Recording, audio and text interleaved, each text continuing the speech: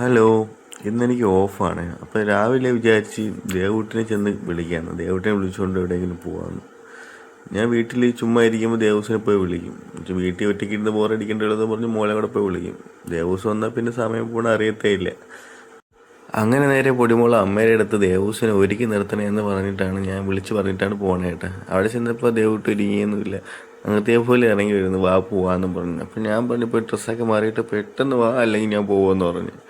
അങ്ങനെ ദേവൂട്ടി പെട്ടെന്ന് തന്നെ പോയി ഡ്രസ്സൊക്കെ മാറി ചെരുപ്പിടുന്നതിൻ്റെ ബഹളമാണ് കാണുന്നത് കേട്ടോ. ദേവസിനെ ഒരുക്കാൻ പിടിച്ച ദേവസ് ഒരു വിധത്തിൽ വരൂല, അങ്ങോട്ടും ഇങ്ങോട്ടും ഓടിക്കൊണ്ടിരിക്കും. അങ്ങനെ ഒരു വിധത്തിൽ ദേവൂട്ടിനെ ഒരുക്കി ഇറക്കി. അപ്പോൾ ദേവസ്വം ഒന്ന് ചോദിക്കണം, ഇപ്പോൾ നമ്മൾ ഇന്ന് എങ്ങോട്ടാണ് പോകണത്? നമ്മൾ വീട്ടിൽ പോയി ഇരിക്കാം, വീട്ടിൽ പോയി ചുമ്മാ ഇരിക്കാം എന്ന് പറഞ്ഞു. അപ്പോൾ ദേവസ്വം പറഞ്ഞു, വേണ്ട, നമുക്ക് സിനിമ കാണാൻ പോകാം. ഞാൻ പറഞ്ഞു, ഇന്നൊരു ദിവസം വീട്ടിൽ നിന്നില്ല, നാളെ സിനിമ കാണാൻ പോകുമെന്നും പറഞ്ഞ് നേരെ ഫ്രൂട്ട്സ് മേടിക്കാൻ പോയി കേട്ടോ. ഫ്രൂട്ട്സ് മേടിക്കാൻ പോയപ്പോൾ ദേവസിന് ഒരു ഫ്രൂട്ട്സും വേണ്ട. അവിടെ ലിച്ചിപ്പഴമായിരിക്കും, ലിച്ചി. ദേവസിന് ഭയങ്കര ഇഷ്ടമാണ് ലിച്ചിപ്പഴം. അവൾ എവിടെ കണ്ടല്ലോ മേടിക്കും, പക്ഷേ അവിടെ കുറച്ചേ ഉള്ളായിരുന്നു. അങ്ങനെ അത് മൊത്തം ഞാൻ തന്നെ മേടിച്ച്. 1.5 കിലോ ഇല്ലായിരുന്നു, അത് മൊത്തം ഞാൻ തന്നെ മേടിച്ച്.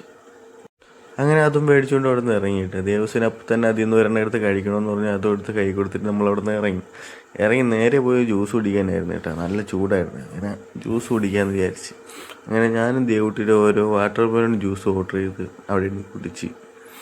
ദേവസ് മൊത്തം കുടിച്ചേന്നില്ല, പകുതി കുടിച്ചിട്ട് ദേവസിന് മതി എന്ന് പറഞ്ഞു. ബാക്കി ഞാൻ തന്നെ കുടിച്ച കേട്ടാ. അങ്ങനെ അവിടുത്തെ കടയിൽ നിന്ന് ഇറങ്ങിയിട്ട് വേറെ ദേവസിന് ലേസ് വേണമെന്ന് പറഞ്ഞു. അങ്ങനെ ലേസ് മേടിക്കാൻ കയറിയപ്പോൾ ദേവസിന് ലേസ് മാത്രം പോരാ, മുട്ടായും വേണമെന്നും പറഞ്ഞു എന്തോന്നൊക്കെ എടുത്തെന്ന് തോന്നുന്നു കേട്ടോ. അങ്ങനെ നേരെ വീട്ടിൽ പോയ ഉടനെ ദേവസ് നേരെ ലിച്ചിപ്പഴത്തിൻ്റെ മുകളിലോട്ട് കയറി. അതിൽ 1.5 കിലോ ഉണ്ടായിരുന്നത് 1 കിലോയും ദേവസിനെ കഴിച്ചു കേട്ടോ. ദേവസിന് ഭയങ്കര ഇഷ്ടമാണ്. ദേവസ് അവിടെ കുത്തിയിരുന്ന് കഴിച്ച് പിന്നെ ലേസും കണ്ടുകൊണ്ട് കാർട്ടൂൺ കാണാനൊക്കെ ആയി. അങ്ങനെ കുറച്ച് നേരം കാർട്ടൂണൊക്കെ കണ്ടുകൊണ്ടിരുന്നു കേട്ടോ ദേവസ്.